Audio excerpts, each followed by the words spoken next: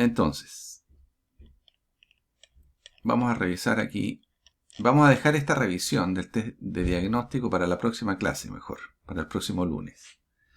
Entonces vamos a revisar rápidamente lo importante de esto en lo que se refiere a las lecciones de la historia de los mercados de capitales. Mira, vamos a tratar de entender este gráfico que está acá.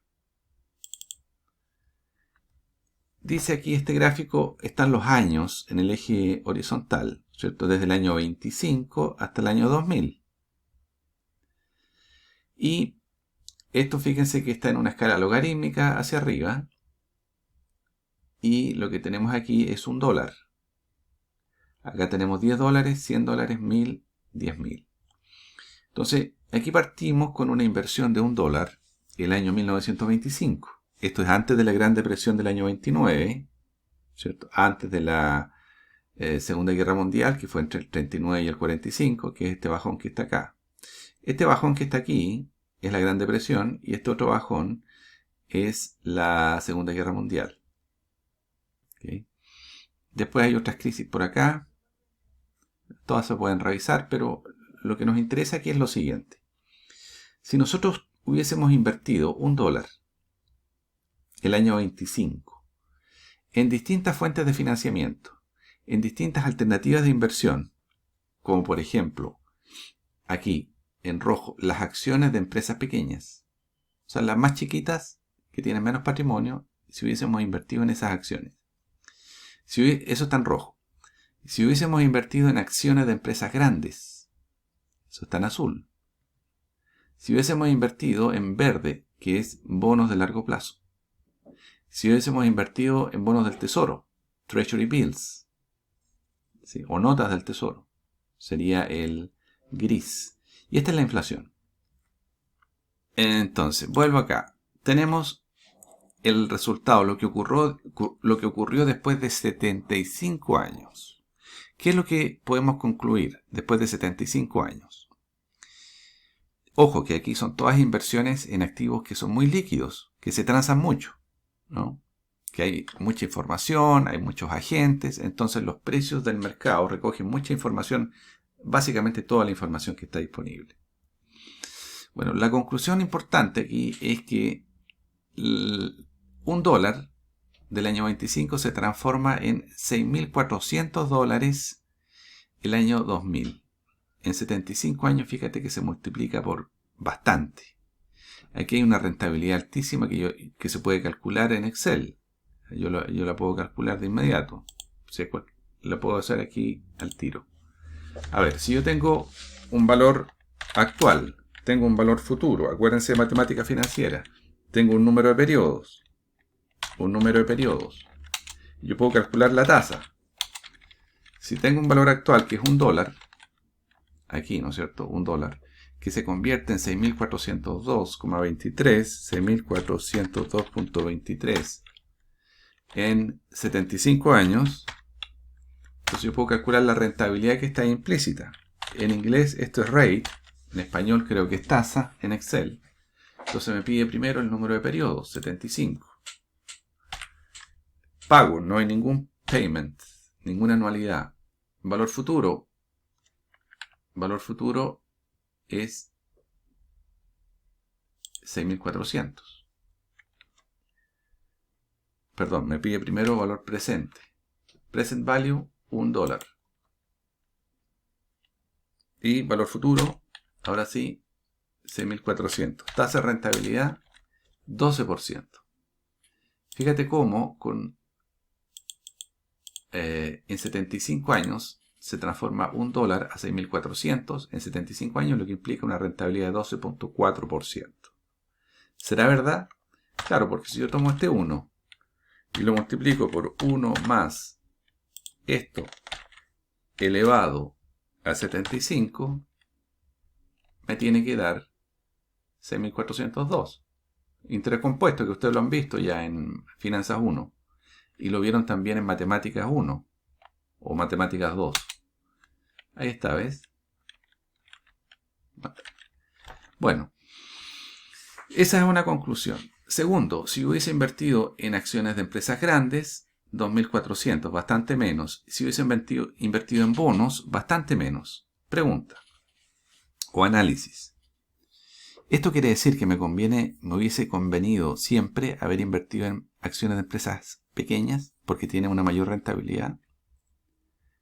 Bueno, si yo me preocupo solamente del retorno, sí, pero inevitablemente, junto con un mayor retorno de las acciones de empresas pequeñas, small company stocks son acciones, ¿cierto? Vemos que hay una mayor volatilidad, efectivamente, mucha mayor volatilidad. En cambio, lo que es más estable tiene menor rentabilidad. Y de aquí uno obtiene la primera gran conclusión de el comportamiento de los mercados de capitales o de la historia de los mercados de capitales en el tiempo. Primero, en el largo plazo, mayores retornos en los mercados de capitales van siempre asociados con mayor volatilidad, con mayor riesgo. Y menores retornos van asociados con menor volatilidad, menor riesgo. Dicho de otra manera, si yo quiero tener poco riesgo, en el largo plazo yo solo voy a aspirar a bajos retornos. Por el contrario, si yo quiero altos retornos, necesariamente voy a tener que soportar, tolerar altos niveles de volatilidad, incertidumbre, riesgo. ¿Cierto? Esa es la primera gran lección de la historia. Como consecuencia de eso, para redondear la idea, es que inevitablemente hay una relación riesgo-rentabilidad. O sea, y es positiva. A mayor riesgo, mayor rentabilidad. Menor riesgo, menor rentabilidad. O sea, el riesgo y la rentabilidad van siempre juntos. Siempre están juntos. Y tienen una relación positiva. Aumenta uno, aumenta el otro. Disminuye uno, disminuye el otro. ¿Se fijan? Esa es una primera ley fundamental de las finanzas. Ustedes aquí en este curso van a aprender que el riesgo forma parte importante o fundamental de las decisiones. En realidad es como el otro 50%, la otra cara. O sea, yo no puedo tomar decisiones solamente mirando el retorno, sino que tengo que tomar la rentabilidad también en cuenta. Y es tan importante como la primera. El riesgo hasta ahora ustedes casi no lo han visto en ingeniería comercial.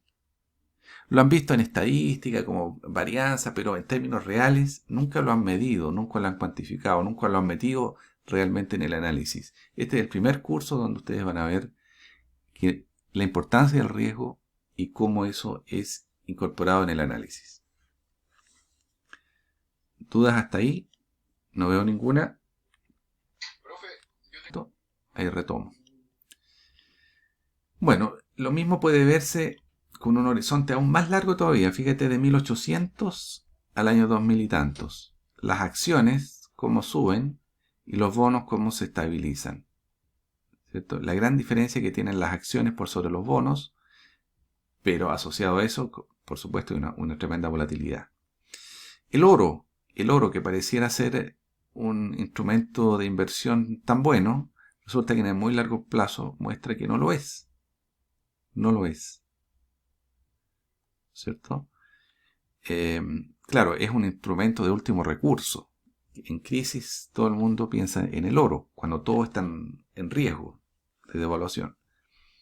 Y por supuesto que invertir en dólares o en pesos o cualquier moneda de curso forzoso, obligado, como podría ser el peso, el dólar, la libra, por supuesto no es conveniente en el largo plazo.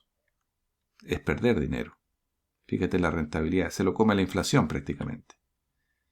O casi tiene lo mismo que la inflación. Entonces, en resumen, ¿qué se entiende por una inversión correcta, apropiada, recomendable? Bueno, tiene que ver con muchos factores que están involucrados. Primero, el horizonte, el riesgo, la rentabilidad, el perfil de riesgo del que va a invertir, si tolera o no tolera todas esas volatilidades, etcétera, para empezar a definir algunos criterios.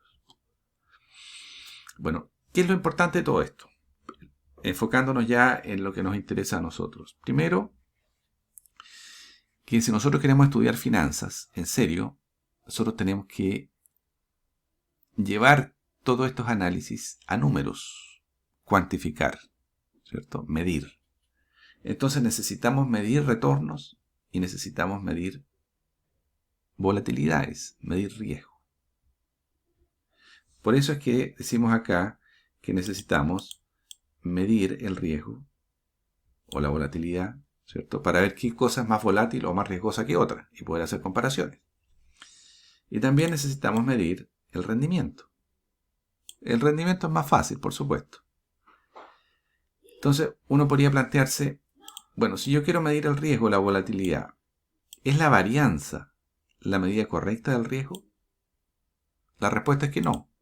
No es la varianza. Pero eso no es tan evidente, porque lo que a uno primero se le ocurre es la varianza o la desviación estándar, o cualquier medida estadística básica. Pero lo que nosotros vamos a demostrar en este curso, en una o dos clases que nos quedan, en las próximas dos clases, que en realidad la varianza o la desviación estándar no es la medida correcta para medir el riesgo de los activos en la economía.